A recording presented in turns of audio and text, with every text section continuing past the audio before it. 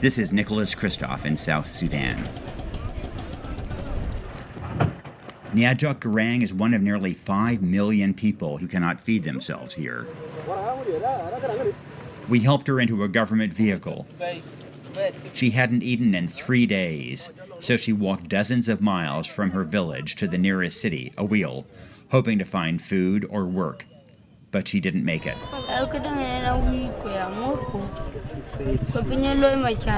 She's never been hungry before, she says, but with her husband off at war and a drought that stunted her harvest, she was so desperate that she fled, leaving her 2 children with neighbors. Will the neighbor feed them?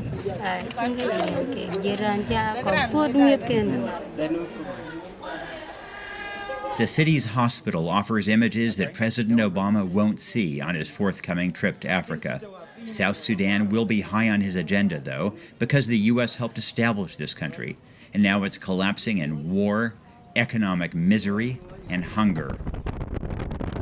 Its leaders have badly mismanaged the country, and their civil war caused this looming famine. Staple food prices have doubled.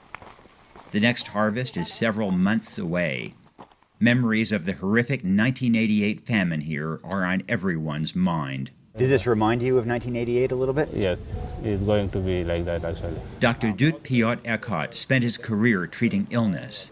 Now his ward is overrun with casualties of war. Is this the worst you've seen it here? Yes.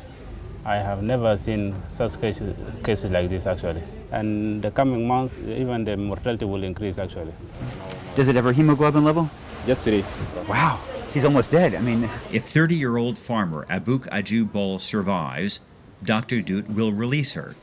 But he predicts she'll be back because the government isn't able to address the starvation crisis. Abuk?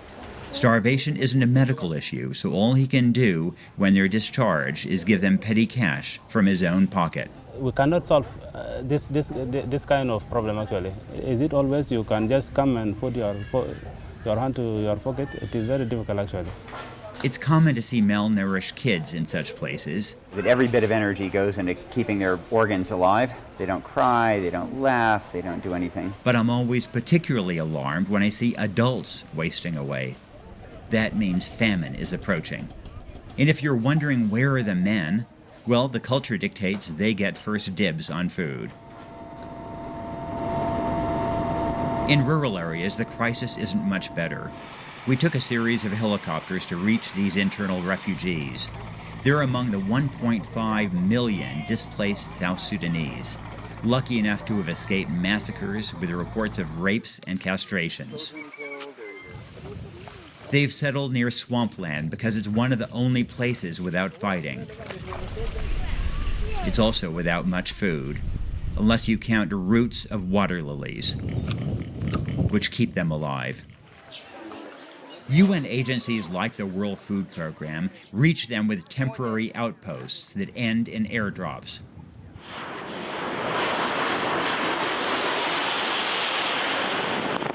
$1,100 bags that will last several months.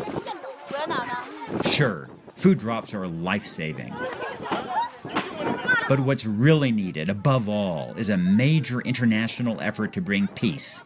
I hope President Obama will push for that during his Africa trip. When you see starving people, your impulse is to think that they just need food. But South Sudanese can feed themselves if there is peace.